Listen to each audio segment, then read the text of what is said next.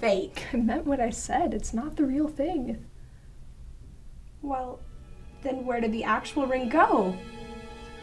Says it was on display in 1967. But what are we supposed to do? This ring was supposed to go on display this week. I guess we'll have to wait. The display will have to wait. Federal Bureau of Investigation, Art Theft Division. This is Agent Wagner. I'm just going to need a few details about the case. Do you have an approximate date for when the ring went missing? 1967? Okay, I'll be over in about 20 minutes. May be difficult to track down the ring. Are you absolutely sure that the ring could not have gone missing during the 50 years that it was in the archive? Yes, we are fairly certain. Our archives have been sealed. So who has all had access to the archives? Since we're a fairly small museum, we've hired a limited amount of people. In fact, Miss Welsh and I are the only ones here who currently have access to the archives. At the time when the ring was on display, I think there was only 3 employees. So can I get a contact information for those 3 employees? Unfortunately, they've all passed since then. But I suppose we could get you the contact information for their closest relative.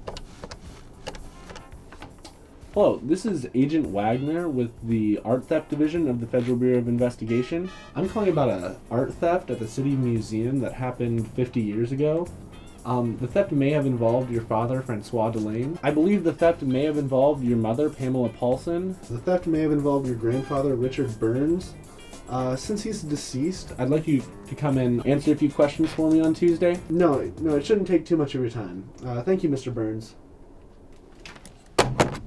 I'm hoping to make this quick. I only have a few questions for you, so I shouldn't take too much of your time. Good. I have a meeting at 8:45, but hopefully this will speed things along. These are the documents my father kept in all the exhibits. He was a very particular man, you see. Can you describe for me your father's work routine on a daily basis, kind of what he did at the City Museum? He went to work early and spent most of the days at his desk, researching other exhibits, contacting clients about purchasing or borrowing artifacts. He took punctual breaks at lunch and in the evening that would allow him enough time to peruse the exhibits, explain the history to visitors, or reprimand the kids for touching the exhibits. He was a stickler about the no-touching policy. He had the same policy towards the cookie jar at home. Did I hear you say that your father had a network of clients for buying and selling artifacts? Yeah, he had to in order to keep the museum stock circulating. No one goes to a museum with the same stuff sitting there, right? Did your father ever mention a ring that was on display about 50 years ago to you? Yeah, probably. I don't remember one in particular, though. He was so proud of all the artifacts. He always went on about their history, their craftsmanship, their worth, their beauty, that sort of stuff. Keeping track of the condition of various exhibits and knowing every detail about them was his obsession. He always worked late.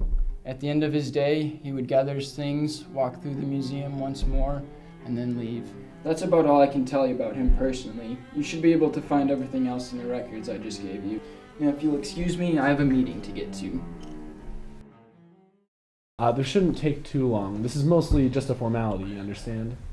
Can you tell me what your mother did at the City Museum? My mother was the receptionist at the museum. She took care of some of the paperwork, selling tickets, organizing large groups for visits, things like that. She also became fairly knowledgeable about the whole arts and artifacts, history kind of thing. During your mom's time there, did she ever mention to you anything about this ring in particular? Yeah, I think she might have at one point. She mentioned it. The only thing that she didn't like about it was the fact that it was too big for her finger. How would your mother know that it never fit her finger? So it was her job to turn off the lights and lock up the building. As a result, I assume she had time to look at all the exhibits before she left and probably compared. So your mother had keys that gave her access to the building at pretty much any time she wanted? Of course, she was the most responsible worker there.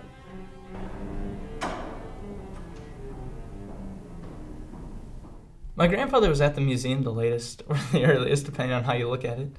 As a museum's janitor, my grandfather would prep the museum for opening in the morning. This meant he'd start his day off around 3 a.m. and be finished probably around the same time as the other museum staff would arrive. He was a rather solitary guy. Not that he wasn't likable, I loved my grandfather. He was a very thoughtful and creative guy. One of my first memories of him was when he gave me a lava lamp which he had built. I still have that old thing in my room. Did your grandfather seem to enjoy his job? I don't know. He wasn't really the type to complain. It was kind of a thankless job, though. No one seems to notice that all the dirt and trash that people brought into the museum was disposed of in the morning. All the grimy fingerprints left on the do not touch exhibits were carefully wiped or dusted off by my grandfather, so everyone could enjoy the exhibits another day. So your grandfather came in contact with the exhibits almost every day? Yeah, he had an eye for detail, but after years of taking care of expensive art and artifacts, you kind of have to. Did he ever mention anything about a ring? No, not that I remember. He was always working on making little crafts or paintings of his own that he later gifted to us kids. Thank you very much for your time. I think that's all we'll be needing for today. Now, you said you're heading off to college today, is that right? Yeah, I'll be a freshman this year. Well, hey, good luck with that. Thanks.